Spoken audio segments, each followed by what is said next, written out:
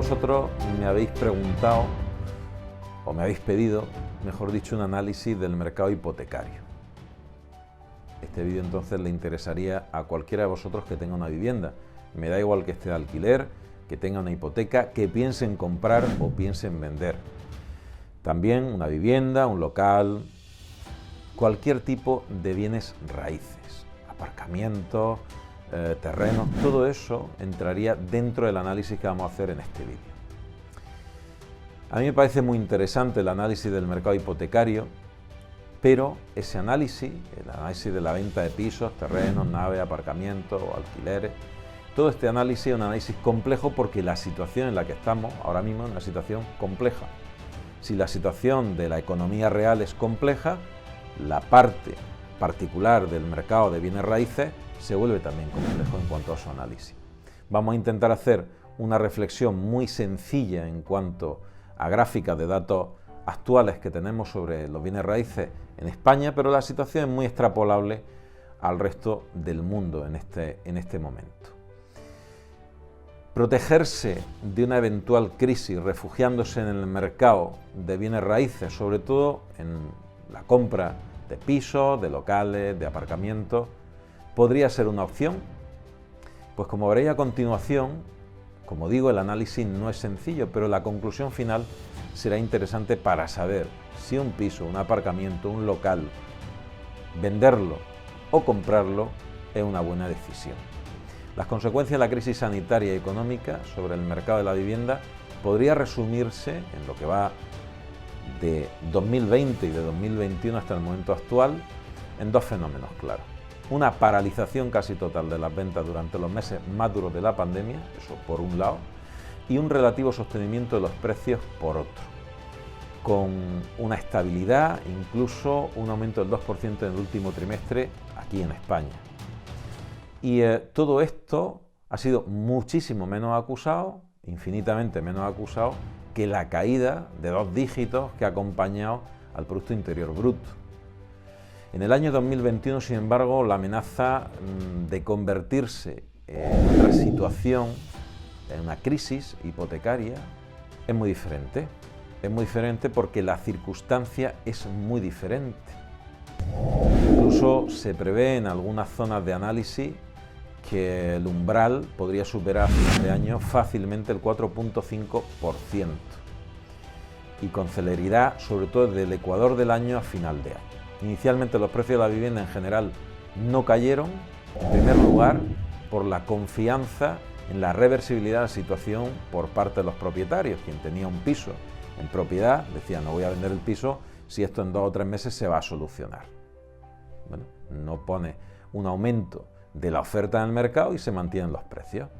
Incluso se dio un aumento, como digo, a final del último trimestre de 2020, un aumento muy leve, un 2%.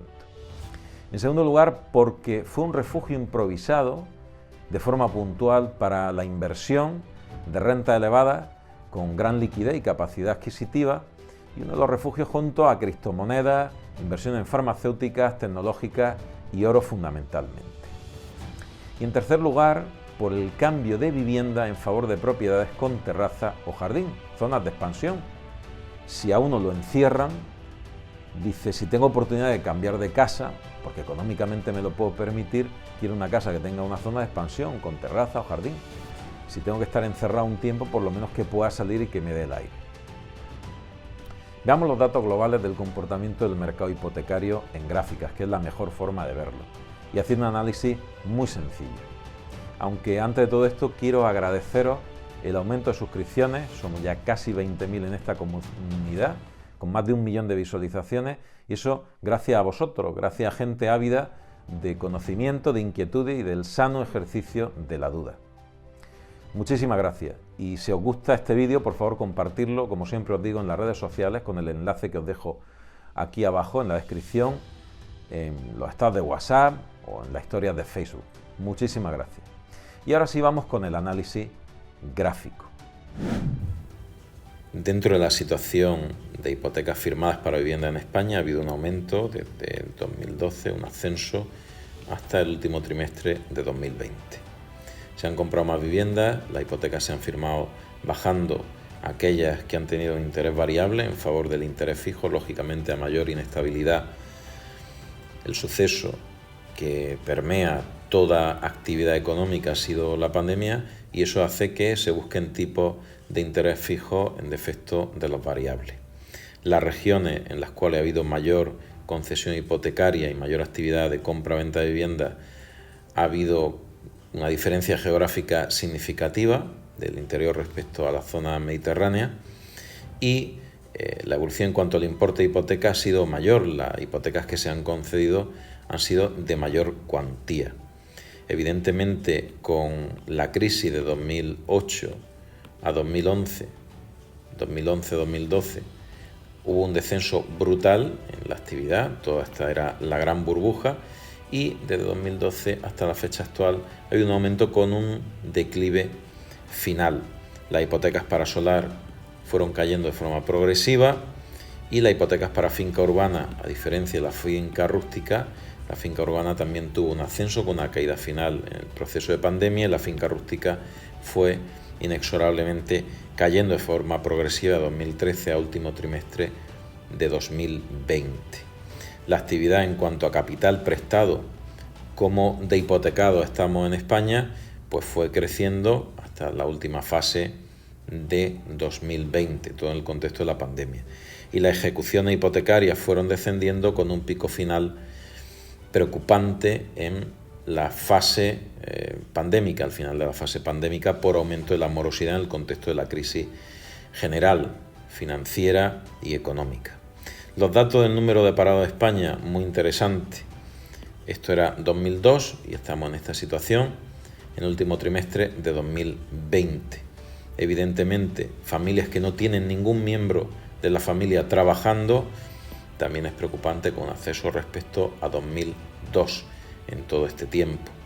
También se ve como una afectación importante la formación de las personas a nivel mayor formativo, mayor número de personas activas dentro de una familia respecto al analfabetismo. La evolución de la población activa en España ha crecido también muy significativamente. Desde 2002 ha habido un ascenso muy significativo, órdenes de magnitud, y vemos cómo por comunidades la tasa de paro varía prácticamente. Podríamos dividir el país en dos partes diferentes, el norte y el sur, mayor evidentemente en toda esta zona. El comportamiento hipotecario en esta zona va a ser radicalmente diferente a esta zona, y por lo tanto la consideración de oportunidades de inversión va a variar dependiendo geográficamente de donde nos encontremos. Puede ser que en Madrid no varíe el precio de la vivienda, mientras que en Andalucía sí hay una caída de los precios. En general, la vivienda de segunda mano ha sido mucho más demandada que la de primera mano, y la preocupación de los españoles respecto al problema de la vivienda, de considerarlo como un problema importante, en la crisis hipotecaria fue máximo, y ahora estamos en mínimos históricos. La vivienda no es algo que preocupe al español en general.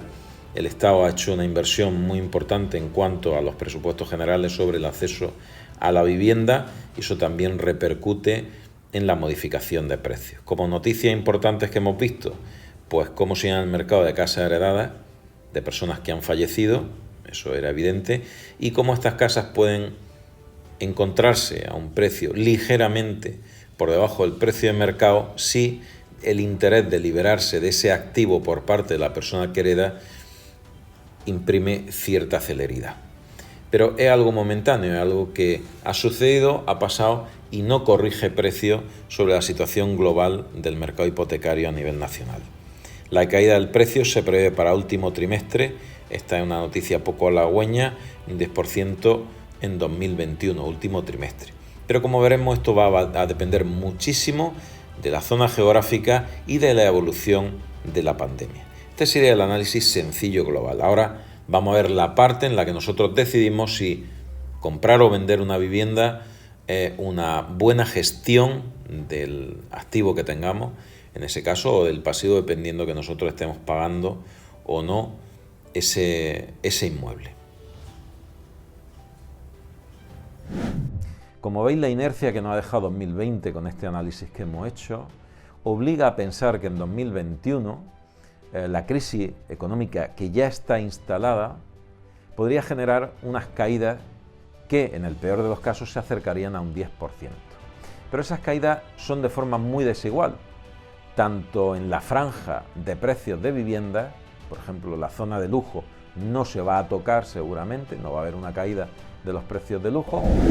Especialmente todo esto será más agresivo, insisto, cuanto mayor sea la necesidad de liquidez, de dinero inmediato, para los propietarios. La oferta va a tener que adaptarse a una nueva realidad de demanda y habrá mercados donde el crecimiento del paro junto a la incapacidad territorial de generar trabajo, sobre todo trabajo estable con buenos salarios, provocará la caída de los precios de forma más importante. No será igual en Andalucía que en Madrid. Es posible que mientras que en Madrid los precios no varíen, en Andalucía sí podamos encontrar muchas oportunidades por caída del precio de la vivienda. Por el contrario, aquellos territorios donde la demanda sostendrá la compra de vivienda, donde haya un acúmulo de grandes capitales y un aumento de la demanda, allí los precios no van a variar. Se dispara el porcentaje de casas, se ha disparado ya el porcentaje de casas heredadas cuyos propietarios fallecieron con el tema del maldito COVID. Por necesidad, las personas que heredan estas viviendas muchas veces tienen que bajar los precios en favor de la rapidez de la adquisición de esa liquidez. Lo importante a la hora de comprar cualquier tipo de propiedad, pero especialmente este tipo de propiedades, es ver que están libres de cargas y gravámenes.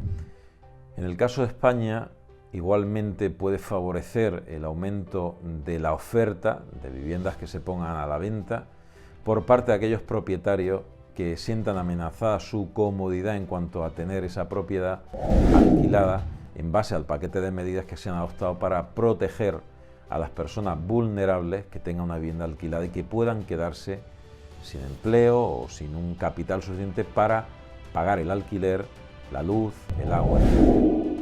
También se ha propuesto un precio límite, una limitación de precio establecida por el propio gobierno. Todo ello hace poco apetecible para algunos propietarios tener una vivienda alquilada y eso puede hacer que se ponga en el mercado ese bien a la venta como un aumento de la oferta. Todas estas incomodidades potenciales para un propietario pueden balancear el mercado, como digo, en favor de la oferta con la subsiguiente caída de precios si no hay aparejada un aumento de la demanda. Que como he dicho con anterioridad, esa caída, por múltiples motivos, puede llegar a rondar entre el 8 y el 10%, superar el punto de 4,5% para final de año. La decisión de que se convierta en un refugio inversor el mercado de inmuebles va a depender muy mucho de la situación del COVID y de la pandemia. Para resumir, al extremo, a mayor COVID, mayor crisis, a mayor nivel de recesión y crisis económica, mayor necesidad de liquidez, mayor morosidad y mayor nivel de oferta, sobre todo en la franja de propiedades de rango de precios fuera de lujo. Las propiedades de grandes capitales son punto y aparte y no entran en esta consideración, dado que la brecha económica y de liquidez será abismal en favor de las grandes fortunas, quienes seguramente aprovecharán las caídas de final de año para acaparar bienes inmuebles. En España, en concreto, posiblemente sea mejor la inversión de compra de estacionamientos, parcelas o naves y locales en detrimento de la adquisición de pisos debido a la tenaza gubernamental sobre la propiedad de las viviendas, sobre todo aquellas que están alquiladas o aquellas que no están ocupadas.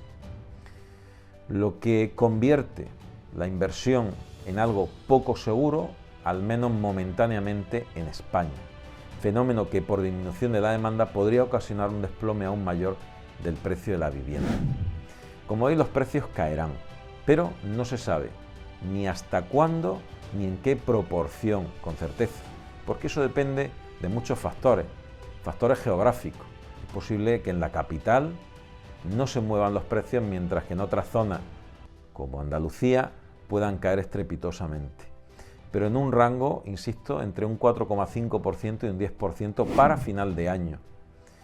Y todo ello subyugado a oscilaciones importantes dependiendo de cómo se vaya a comportar la crisis financiera general y económica, y ello va a ir en virtud a la evolución de la pandemia. Por otro lado, olvidemos las grandes oportunidades de las propiedades de lujo, porque no las habrá o serán simplemente puntuales.